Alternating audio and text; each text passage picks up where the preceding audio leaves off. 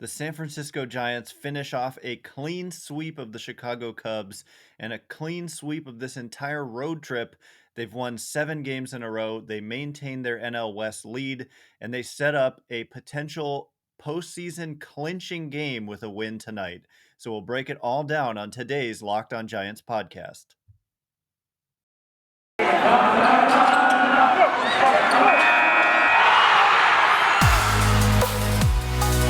You are Locked On Giants, your daily San Francisco Giants podcast. Part of the Locked On Podcast Network, your team every day.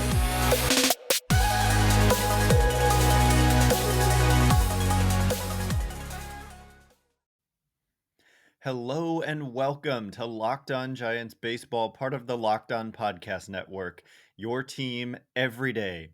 My name is Ben Kaspick, and on this show, we provide daily episodes Monday through Friday, talking about the San Francisco Giants in a way that's data-driven and rational, but also simple, passionate, and accessible to all. I'm a former contributor for the baseball statistics and analysis websites Beyond the Box Score and Rotographs. I've been podcasting about the Giants since 2015, and I'm a lifelong fan. And coming up on today's show, as I said, we're going to talk first and foremost about the San Francisco Giants being one win away from clinching a spot in the postseason. I know a lot of people's expectations and hopes, rightfully so, have are now on winning the National League West, and I completely understand that, and we'll talk about why. I think for the first time all year, basically in the last few days, they are and should be considered the favorites in the division. But at the same time, this is a team that has really, they went through a rough period that really started in the second half of 2016. You had the 98 loss 2017, 2018, when they went all in with trading for McCutchen and Longoria, thinking they could kind of, eke out another year of an open window to try to go to the playoffs and win a championship. And that experiment did not work. And then after that season, Farhan Zaidi brought in 2019 some progress, 2020 some more progress, and then boom, 2021 back to complete relevance. They're 93-50. They have the best record in the major leagues. They have had the best record in the major leagues longer than anybody this season, and it's not even close. But my point is that this group deserves to celebrate making the postseason, even though it would just be, with one more win or a Reds loss at this point. The Giants would clinch a postseason berth. And what that means is that they would, at the very worst, be the second wildcard team.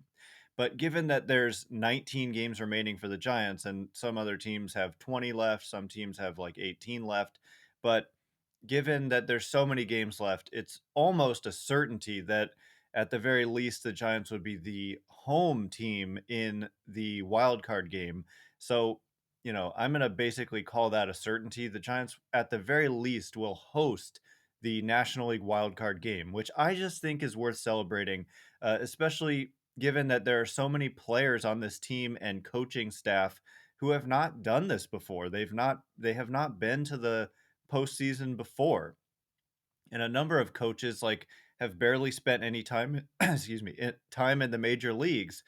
Gabe Kapler, his only experience is some disappointment in Philadelphia, and then last year disappointment on the last day of the season. So Kapler deserves to celebrate. And then, like I said, a lot of the coaches have not won or not even been in the major leagues. And then, Farhan Zaidi has never won a World Series. And then you've got players on the team like Mike Yastrzemski, never been to the playoffs. Donovan Solano, I don't think he was with any of those teams. He has some experience with the Dodgers and Marlins, but I don't think he was ever a part of any of those teams that were going to the postseason. And as I think through, Logan Webb has never been to the postseason. There are others, I'm sure, off the top of my head. I just wanted to make that point that, yes, the expectation for this season is much greater than just being the second wildcard team, but also they absolutely deserve to celebrate this accomplishment. Baseball is such a grind, and if you make the playoffs, especially given Currently without expanded postseason like there was last year, it's just a tremendous accomplishment and it deserves to be celebrated. That being said, do I expect them to, uh, plastic out their clubhouse so they can spray champagne? Do I expect them to charge the mound together and like dogpile to, when they clinch this at least second wild card position? No, I don't expect that. But at the same time, they would deserve to do it if they do decide to do that. I've always considered it like an interesting psychological question as to how and why some teams celebrate in that way under different circumstances. This team, given that they're in first place, I don't think they're going to have the full on champagne celebration, but they deserve to have some kind of, toast and drink some champagne because this has just been a great season. They could have the best season in franchise history, potentially. Certainly in San Francisco Giants history, that record is 103 wins. That's the most wins that the Giants have ever had in a season. They did it in the 90s. They also did it, I think, in the early 60s. So this Giants team legitimately has a chance to break that San Francisco franchise record. I think they won 106 once in New York, but at 93 and 50 with 19 games remaining, if they just go 10 and 9, which is what Fangraphs is projecting them to do, just going 10 and 9, you're talking about 103 wins. So if they can just go 11 and 8, they would have the best record in San Francisco Giants history. So it's just been a great, great ride. This is the first step clinching a postseason berth. They're going to be the first team to clinch a postseason berth, assuming they can get it done in short order here. So congratulations to them. I guess congratulations can wait until they actually clinch. But with a win, your San Francisco Giants are going to the playoffs for the first time since 2016. And I think that's pretty cool. And like I said, worth celebrating. So coming up next, we're going to talk more about a couple of standout players who kind of go completely under the radar, but have been in top 10, top 5 lists in some incredible categories. To see Giants on this list is going to surprise you. And then we're also going to get into some of the specifics of these games over the weekend with the Giants sweeping the Chicago Cubs in Chicago. But before we get into that, does this sound familiar? You've got one device that lets you catch the game live, another that lets you stream your favorite shows. You're watching sports highlights on your phone, and you've got your neighbor's best friends log in for the good stuff. Well, I want to tell you about a simple way to get all that entertainment you love without the hassle, and a great way to finally get your TV together. It's called DirecTV Stream, and it brings your live TV and on demand favorites together like never before so you can watch your favorite sports, movies, and shows all in one place. That means no more juggling remotes and no need to buy another device ever again. And the best part is that there's no annual contract. So get rid of the clutter and the confusion and get your TV together with DirecTV Stream. You can learn more at directv.com. That's directv.com. Compatible device required. Content varies by package. All right, as promised, I want to get into a couple of lists that really stood out to me when I was going through this. I typically, whenever there's certain players who kind of stand out to me, I end up checking on Fangraphs and seeing where they rank, and I end up usually finding some pretty interesting stuff. And the first one for me was about Darin Ruf because this guy to me is in fact one of the most underrated hitters in Major League Baseball because since coming to the Giants from Korea, he has just been an absolute monster at the plate. Kind of doesn't matter lefty or righty, but he's mostly been in a platoon role. So I do understand being in a platoon situation and putting up huge numbers is different than being an everyday player and putting up huge numbers. But I think a big reason he doesn't play every day is because this is just how this roster is constructed. And, if he plays every day, you're taking away playing time from somebody else who should definitely be playing against right-handed pitching. So it makes sense what they're doing. I've said this 1,000 times, but at the end of the day, Darin Ruf has just been so productive, and he He was just like in the lineup on Sunday against a lefty, and just he's he's just reliable to hit a rocket pretty much every single time he comes to the plate. He just hits the ball so hard. He hits it with authority. He hits it in the air. How often do you see Darin Ruf ground balls? Not very often at all. So he has just been a great find by Farhan Zaidi. Scott Harris, I'm not sure exactly who targeted him out of Korea to come back to the major leagues. He had been with the Phillies earlier in his career, had struggled for the most part, although he did hit left-handed pitching. So I think he was initially targeted to be someone to hit left-handed pitching, but he's just taken off in this, with this opportunity. So looking at these lists that I'm promising to talk about, since 2020, so last year and this year combined, among all major league players with a minimum of 350 plate appearances in the last two seasons, of course, last year being a short year, the top 10 list in weighted on base average, which is pretty much the most kind of robust, all encompassing offensive metric you can find. The one thing it doesn't do is it doesn't adjust for park effects. And if it were to adjust for park effects, this would actually help Darren Ruff and other Giants players even more because they play in a pitcher friendly park. But Darren Ruff is in the top 10 among all major league players in weighted on base average. And weighted on base average is scaled so that the league average weighted on base average is always the league average on base percentage in a given season. So the average on base percentage, without looking it up, is going to be around 320 or so. And so that means the average weighted on base average is going to be around 320 or so. And weighted on base average attempts to weight the different offensive outcomes appropriately. So it gives the proper value to a single, the proper value to a double, because we've historically been able to study these outcomes and determine what the run value is of the average double, the average triple, the average home run. And so this does all that math for us and then scales it to on base percentage. So anyway, as I read through the list, it'll kind of validate this metric because these players are the best hitters in the game.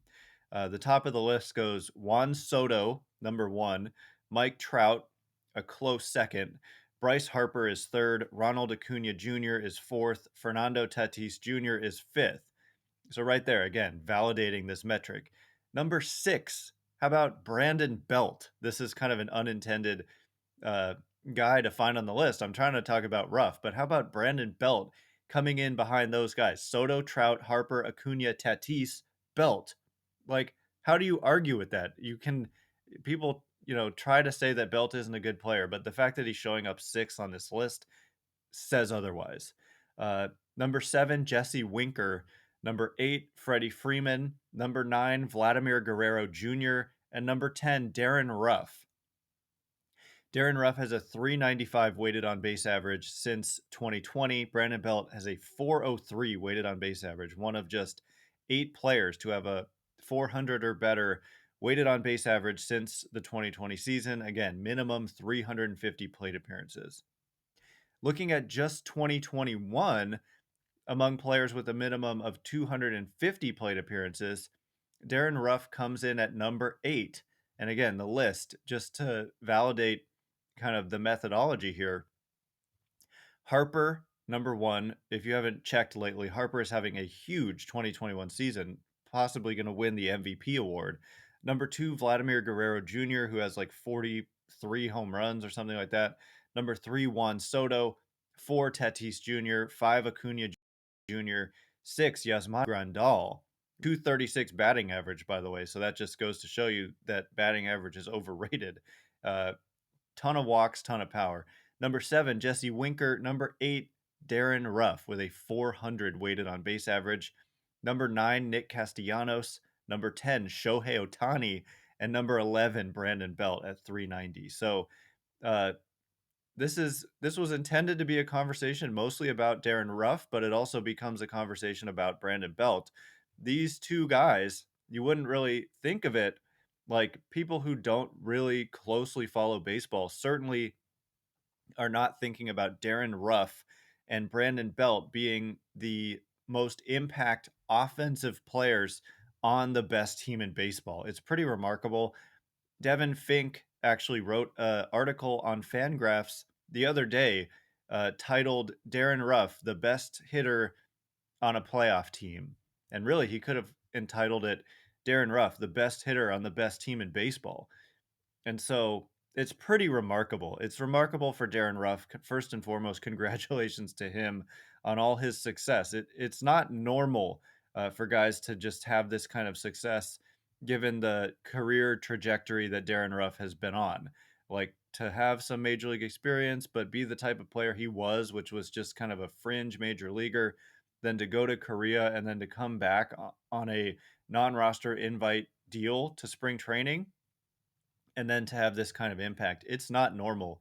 So first and foremost, like I said, credit to Kapler, credit to the coaches who have undoubtedly helped him, and credit to the front office for targeting him. He's just one of a number of huge success stories, and it's why the Giants are where they are.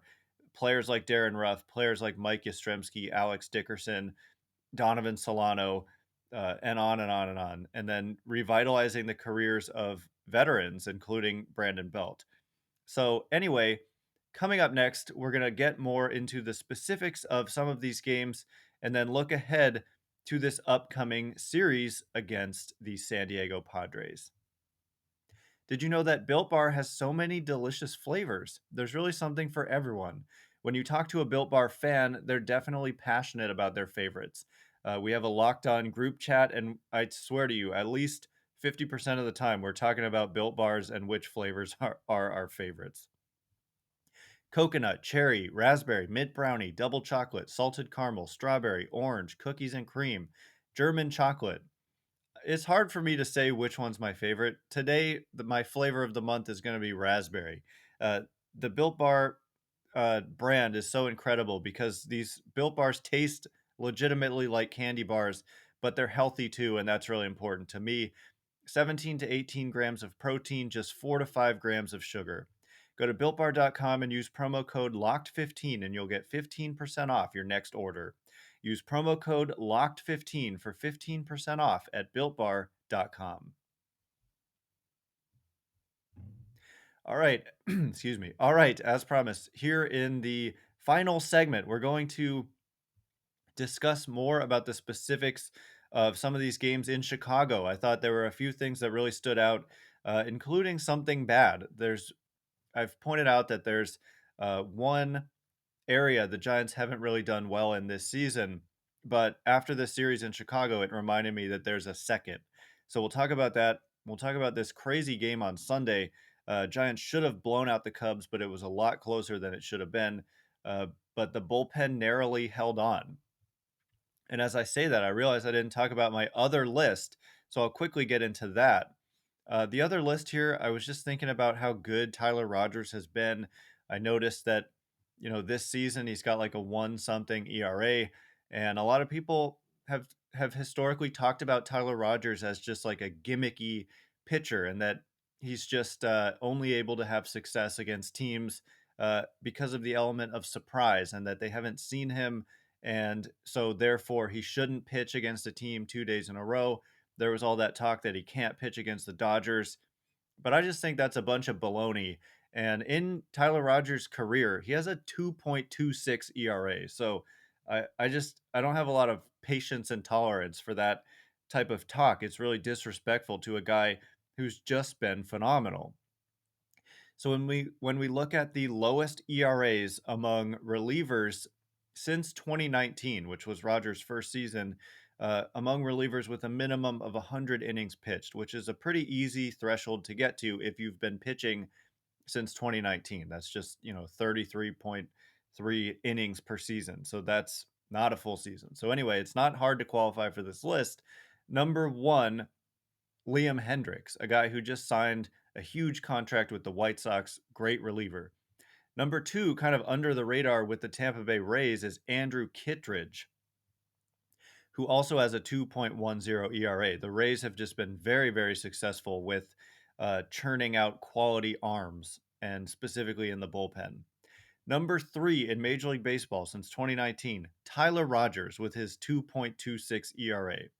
Number 3 in the game since 2019, since his Major League debut. It's not even like he improved to get to this point. We're talking about in his career, he has ranked up there with the very best relievers in the game.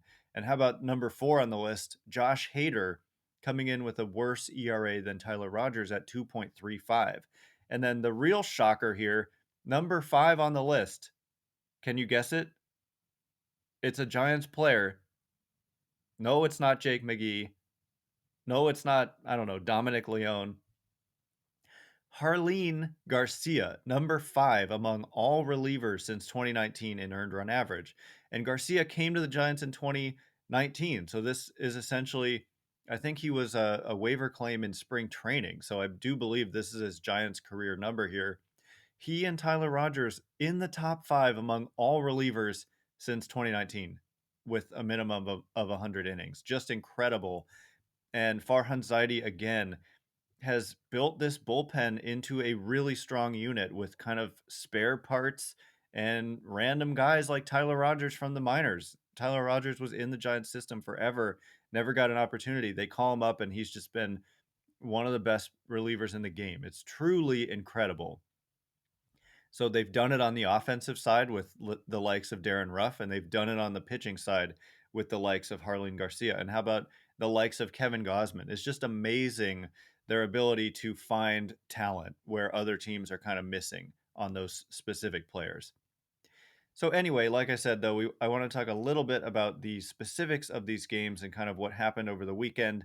Wilmer Flores and Austin Slater came off the injured list. Caleb Berger and John Brebbia were optioned. And immediately, Wilmer Flores made a huge impact. They, of course, timed it great with these guys coming off the IL when there was a lefty starter on the mound. And Flores, like, single-handedly pretty much won this game. They would not have been able to win without Flores unless, his replacement had been able to put up monster numbers like Flores did. Hit a home run, had a couple other hits, and made some pretty good defensive plays at first base, including in the ninth inning in a one-run game with the tying run, I think, on second base at that point. So great to have Flores back, especially against left-handed pitching. The one thing I want to just complain about for half a second is the communication in the outfield. So base running has consistently been not the Giants' strength this season. In fact, they've been one of the worst base running teams. Not only are they not particularly fast as a group, but they've also just made a lot of outs on the bases, kind of inexcusably bad base running decisions and just, being below average generally. And it's just one of the few areas where they've been below average. And this happened in this series. Brandon Crawford was thrown out at home. Yastrzemski, let's see, it was a Kevin Gausman bunt, and they were able to throw to first to get Kevin Gausman, and then Crawford broke for home. I'm actually having trouble remembering the specific play because there's been so many bad base running plays. And Crawford has been part of a lot of them. There was that, in Oakland, he a couple times in the span of one road trip, he got kind of picked off, caught stealing from second base in a situation where he really shouldn't have.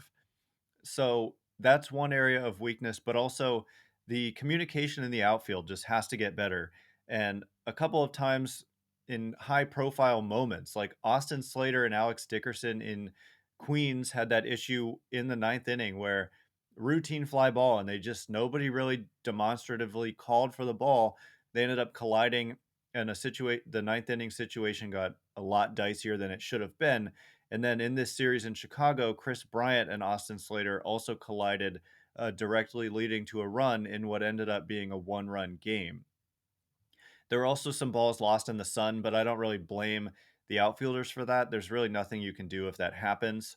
And it's just kind of a product of Wrigley Field. It can be really tough at times with the wind blowing and the sun. But the communication in the outfield, it's true that in the high profile moments, the kind of memorable ones, it has been Austin Slater in center field both times. So he needs to do a better job of being demonstrative and screaming that he's got it. Apparently Kris Bryant, you could read his lips and he was calling for it, but They've got to be louder. There's always someone to blame if two outfielders collide. If nobody called for it, you blame them both for not calling for it and still going for the ball. If somebody called for it and the other guy collided with him, then it's that person's fault. The guy who wasn't calling for it heard the other person calling for it and still went after the ball. If they're both calling for it, it's the center fielder's ball, and so it's the corner outfielder's fault. There's always somebody to blame, and so this is just one of a very few number of, you know, concerns I have about this team. You can't have that happening in a critical game. They've got to be better at that. And so, I'm sure they're handling it in house, but I just had to point that out. So let me just look through my notes here, see if there's anything else. Tyler Rogers escaped a huge jam in the seventh inning on Sunday, and Captain Brandon Belt struck again with a 3-run homer. Tommy La Stella had a big game over the weekend. So yeah, the Giants are rolling.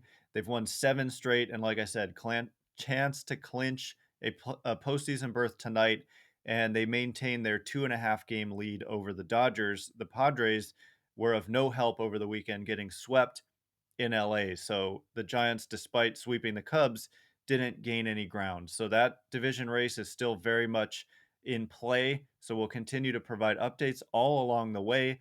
We do shows every single Monday through Friday. Uh, Even into the off season, we do shows. So uh, subscribe, follow wherever it is that you're listening. These shows are now on YouTube, and I apologize if there's any glitching issues on YouTube, but those issues should be ironed out if you're listening anywhere else. Anyway, once again, my name is Ben Kaspick. If you like this show, please consider rating it or leaving a review. It helps me out so much. If you're on YouTube, please subscribe, like, and comment. And I read all the comments, and it's a lot of fun to have the interaction. So thank you guys so much for listening. I can't wait to be with you again tomorrow. Hopefully talking about a clinch for the Giants. So I can't wait to be with you then. Thanks again for listening. You are now Locked On Giants.